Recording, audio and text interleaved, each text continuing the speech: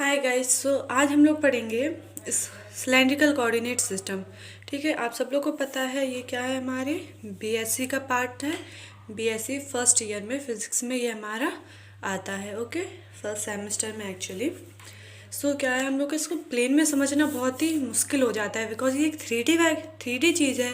Okay, ये third dimension में ही describe हो सकती है, इसके पॉइंट थर्ड डायमेंशन में ही रिप्रेजेंट कर सकते हैं। और फिर उसको जब हम कॉपी या बुक में समझते हैं प्लेन में, तो बहुत सारी कन्फ्यूज़न क्रिएट होती है, कौन सा एंगल है, कैसे लिया है, कैसा परपेंडिकुलर है।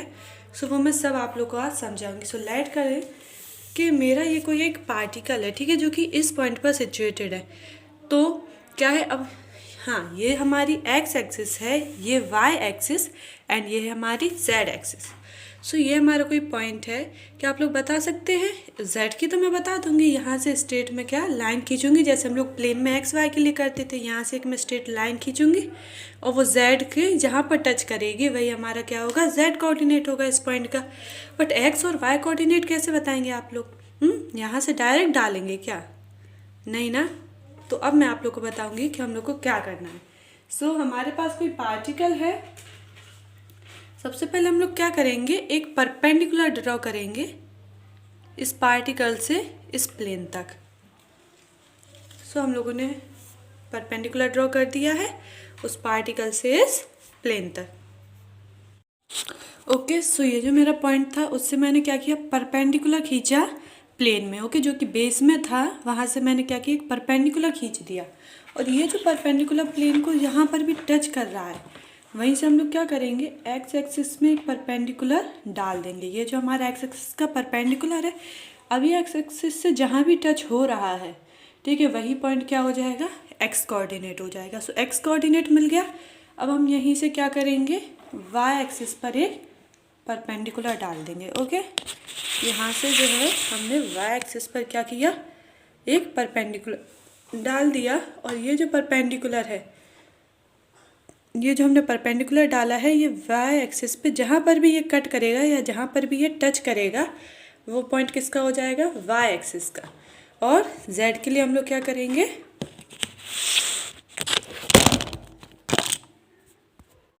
ओके, जेड एक्सिस के लिए हम लोग क्या करेंगे, यहाँ से डायरेक्ट हम लोग जेड एक्सिस पे परपेंडिकुलर डाल देंगे। ये जो हम डालेंगे एंड ये जेड पे जहाँ पर टच करेगा वही कोऑर्डिनेट कौन सा हो जाएगा, जेड कोऑर्डिनेट। मैंने सबसे पहले यहाँ पर एक्स पर परपेंडिकुलर डाला था। इस पॉइंट पर क्या था हमारा, जो इस पॉइंट पर एक्स की वैल्यू होगी वही इसका एक्स कोऑर्डिनेट होगा। एंड देन हमने यहाँ से वाई पर परपेंडिकुलर डाला था। ये जो हमारी वैल्यू होगी यहाँ पर y की, वही इसका y कोऑर्डिनेट हो जाएगा। एंड ये जो हमारा z पर है, जो z की वैल्यू हो जाएगी वही क्या हो जाएगा, इसका z कोऑर्डिनेट हो जाएगा। अब हम लोग स्फेरिकल कोऑर्डिनेट में क्या करते हैं, ये तो हमारे कार्टेशियन कोऑर्डिनेट थे। स्फेरिकल कोऑर्डिनेट में देखते हैं कि ये तो हमारा क्या है, ये हमारा पॉइंट है, ठीक है। इस पॉइंट पर ऑरिजन से, ओके, ऑरिजन से इस पॉइंट तक की डिस्टेंस क्या होती है, जिस पार्टिकल के लिए हम लोग देख रहे हैं, ऑरिजन से उस पार्टिकल की डिस्टेंस क्या हो जाती है, हमारी पूरी पोजीशन वेक्टर होता है, और उसकी वैल्यू क्या होती है, आर। यहाँ से हम लोग एक लाइन खींचेंगे यहाँ तक। ओके, यहाँ से लाइन डालेंगे यहाँ तक, उसकी जो वैल्यू होगी वो क्या होगी, हमारी आर की वैल्यू। एंड थीटा एंगल क्या होता है, ये जो हम लोग यहाँ से आर हम लोगों ने डाला है ना, ये जो आर की वैल्यू हमने ओरिजिन से बनाई है ना, यहाँ से यहाँ तक जो लाइन खींची है आर के लिए, ये जो लाइन, ओके, ये हमारी जो लाइन है जो हमने आर के लिए पॉइंट बनाया है, वो इस जेड एक्सिस के साथ जो एंगल बना रही है वही एंगल कौन सा होगा, हमारा थीटा।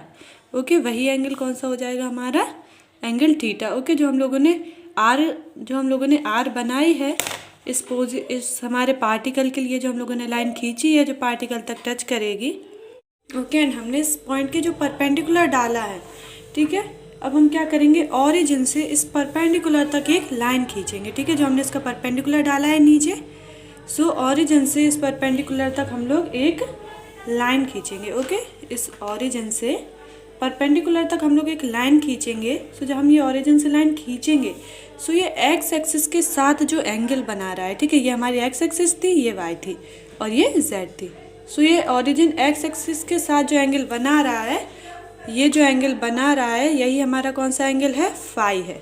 ओके, सो अब हम लोग आगे बढ़ते हैं। ओके, सो जो मैंने अभी आपको समझाया था मैंने वैसे ही अपना ये क्या बना लिया है, कोऑर्डिनेट सिस्टम बना लिया है।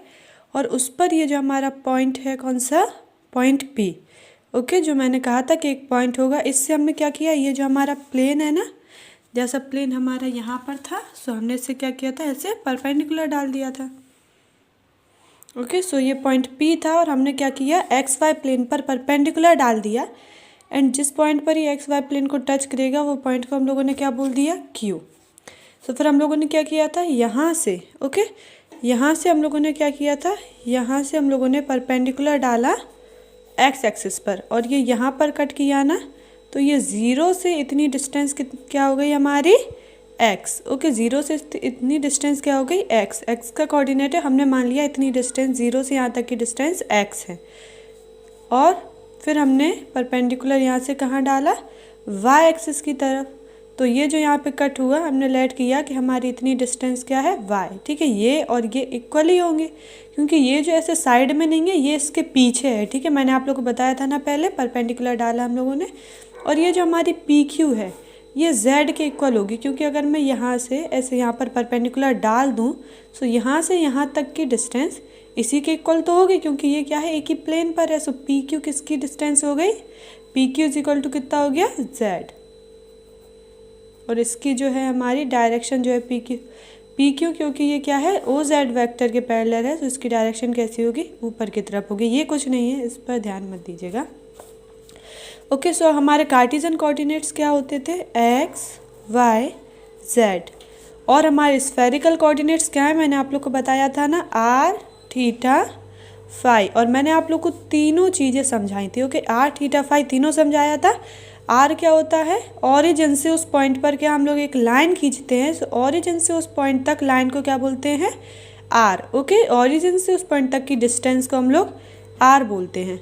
और फाई क्या, एंगल था जो कि हमारा आर वेक्टर जेड एक्सिस के साथ बनाता है। और फाई ये कौन सा, थीटा एंगल था। और फाई एंगल कौन सा है, तो हम लोग पी से परपेंडिकुलर डालते हैं और फिर क्या करते हैं, यहाँ से ओरिजिन से उसके परपेंडिकुलर पर लाइन खींचते हैं, मतलब जो हमने परपेंडिकुलर जहाँ पे टच कर रहा है ओरिजिन से वहाँ पर लाइन खींचते हैं।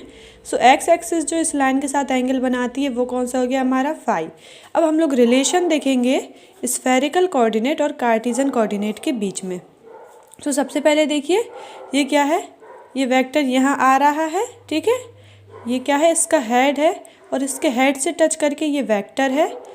और फिर ये जो वेक्टर है ये फर्स्ट की टेल से सेकंड के हेड तक आ रहा है। सो हम लोग ऐसे लिख सकते हैं क्या, कि ए वेक्टर इज इक्वल टू क्या होगा, x i cap plus y j cap. ठीक है, यहाँ पर हमारा क्या है, एक वेक्टर है। अब आप लोग यहाँ देखिए, ये आर वेक्टर की डायरेक्शन होगी इस डायरेक्शन में। ओके, सो ये जो हमारा ए वेक्टर है, ये देखो यहाँ से स्टार्टिंग है और इसकी हेड कहाँ पर होगी, यहाँ पर। एंड यहाँ से हमारा दूसरा वेक्टर बना है जिसका हेड किस डायरेक्शन में, इस डायरेक्शन में। ओके, सो वेक्टर एडिशन के थ्रू इसकी टेल से इसके हेड तक जो है हमारा वो क्या होगा, इन दोनों का सम होगा। सो ये कौन सा है, आर वेक्टर। तो आर वेक्टर किसके इक्वल हो जाएगा, ए।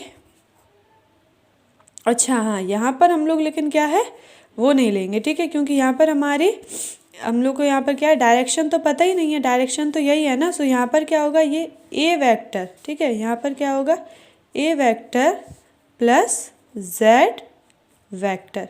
अब ए वेक्टर की जगह हम लोग ये लिख सकते हैं, x i cap y j cap.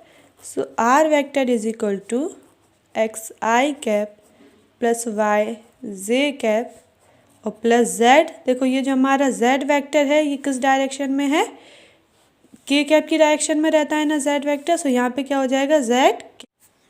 Okay, अब देखो अगर हम यहाँ पे पाइथागोरस थ्योरम लगाएं, ये क्या है, यहाँ से हमने यहाँ तक परपेंडिकुलर बनाया था, तो ये एंगल हमारा कितना होगा, 90 डिग्री। ओके, ये एंगल हमारा कितना हो जाएगा, 90 डिग्री। सो ये क्या हो जाएगा हमारा, परपेंडिकुलर बेस एंड हाइपोटेन्यूस हो जाएगा A. So by Pythagoras theorem A square is equal to हो जाएगा X square plus Y square. और अगर यही थ्योरम हम लोग यहाँ पे लगाएं, देखो ये क्या है, ये तो परपेंडिकुलर था ना, तो कि ये परपेंडिकुलर था, सो यहाँ से हमने ये परपेंडिकुलर खींचा है, सो ये जो हमारा एंगल है वो कितना होगा, 90 डिग्री होगा। जैसे कि हम लोगों ने यहाँ पर देखा था ना कि जैसे हम लोग यहाँ पर पॉइंट से हमने क्या किया था, यहाँ पर ऐसे परपेंडिकुलर डाला था ना पॉइंट से परपेंडिकुलर। अब यहाँ से ठीक है, परपेंडिकुलर से अगर हम लोग यहाँ पर ऐसे ठीक है, सो इस परपेंडिकुलर यहाँ पर आया था और यहाँ से अगर हम कोई ऐसी डिस्टेंस बना रहे हैं, ये ऐसा आया था, तो इनके बीच में 90 डिग्री एंगल है ना। ओके, सो यहाँ पर भी क्या होगी, ये भी एक राइट एंगल ट्रायंगल बन गया। सो ये भी क्या है, ये हो गया इसका परपेंडिकुलर, ये हो गया बेस z और r क्या हो गया, हाइपोथेनियस। सो हम अगेन लिख सकते हैं पाइथागोरस थ्योरम से R square equal to A square plus Z square, and A square की जगह हम लोग क्या लिख सकते हैं, X square plus Y square. So I square is equal to X square plus Y square plus Z square. सो यहाँ से आर की वैल्यू कितनी आ गई, X square plus Y square plus Z square की पावर 1/2। सो आर से तो रिलेशन निकल आया कार्टेशियन कोऑर्डिनेट का। अब देखेंगे हम लोग फाई के साथ रिलेशन। सो अगर हम लोग यहाँ पे tan फाई लिखें, क्योंकि ये 90 डिग्री एंगल है, तो tan phi is equal to क्या हो जाएगा, परपेंडिकुलर अपॉन बेस। तो tan phi is equal to आ जाएगा x upon Y. tan phi ना, फाई है यहाँ। Okay, so tan phi is equal to x upon Y. So phi is equal to क्या आ जाएगा, tan inverse y upon X होता है एक्चुअली, क्योंकि यहाँ पे देखो एंगल ये है, तो एंगल के सामने वाली डायरेक्शन परपेंडिकुलर हुई ना, तो ये अपना क्या होगा, tan theta is equal to y upon x, and theta is equal to क्या हो जाएगा, tan inverse y upon x. Theta नहीं है, ये फाई है। गॉड, मैं बार बार भूल जाती हूँ, बट प्लीज़ आप लोग मत भूलना। सो क्या आ गया हमारा, phi is equal to tan inverse y upon x. क्या है, हम लोगों ने आर के साथ, आर और कार्टेशियन के बीच का रिलेशन निकाल लिया, फाई के साथ निकाल लिया। अब किसके साथ निकालना है हम लोग को, थीटा के साथ। थीटा देखो ये वाला एंगल है। ओके, ये हमारा कौन सा एंगल है, थीटा। इसमें बहुत कन्फ्यूज़न होती है थीटा और पाई में। ये हमारा थीटा एंगल है। ओके, ये फाई ये है हम लोगों का थीटा एंगल। सो अब आप लोग ये देखिए, यहाँ से ये हमारा कौन सा एंगल हो गया, थीटा। सो अगर हम लोग देखो, ये जो ऐसा है, ये ऐसा z बन रहा है ना, यहाँ से यहाँ ऐसा z बन रहा है ना। सो y alternative, okay, alternative angle हो जाएंगे। ये दोनों कैसे हो जाएंगे एंगल, अल्टरनेटिव एंगल। सो अल्टरनेटिव एंगल कैसे होते हैं, सेम होते हैं। सो अगर ये वाला एंगल हमारा थीटा है, तो ये एंगल भी कितना हो जाएगा, थीटा, क्योंकि यहाँ क्या है, z बन रहा है। ठीक है, और ये कौन से एंगल हो गए हमारे, अल्टरनेटिव एंगल, और ये दोनों इक्वल होते हैं। सो ये एंगल भी कितना हो जाएगा हम लोग का, थीटा है। और यहाँ पे ये क्या था, 90 डिग्री एंगल था, तो ये इसके परपेंडिकुलर हो गई ए, और ये हो गया क्या, बेस। सो अगर हम लोग tan थीटा निकालें, ओके, सो हम लोग यहाँ पे निकालेंगे tan theta. So tan theta is equal to आ जाएगा मेरा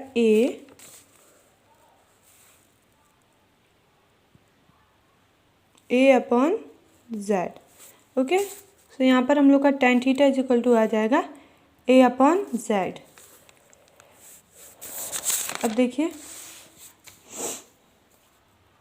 ए की वैल्यू हमारी क्या थी, यहाँ से ली थी ना, ए स्क्वायर की वैल्यू थी x square plus Y square. तो ए की वैल्यू कितनी हो जाएगी, ए की वैल्यू हो जाएगी √x square plus Y square, मतलब X square plus Y square की पावर 1/2। तो यहाँ पर हम लोग क्या लिख सकते हैं, tan theta is equal to A की जगह X square plus Y square की power 1/2 upon Z, and theta is equal to tan inverse X square plus Y square upon 1/2 upon Z. ठीक है, ये जो एक्स स्क्वायर, ये जो power है 1/2, वो सिर्फ x square plus Y square पर है, जेड पर नहीं है। सो एक्चुअली थोड़ी वीडियो बीच में ब्लर हो गई क्योंकि मैं फ़ोन अपने हाथ से पकड़े हुए हूँ, सो वो थोड़ा सा हिल रहा था। So I am really sorry for it. Okay, so यहाँ पर हमने क्या है, तीनों का रिलेशन निकाल लिया कार्टेशियन कोऑर्डिनेट के साथ, आर का, थीटा का, फाई का। Thank you. आई होप अब आपको इसमें कोई डाउट नहीं रह गया होगा, प्रैक्टिकली समझ लिया है तो। Thank you.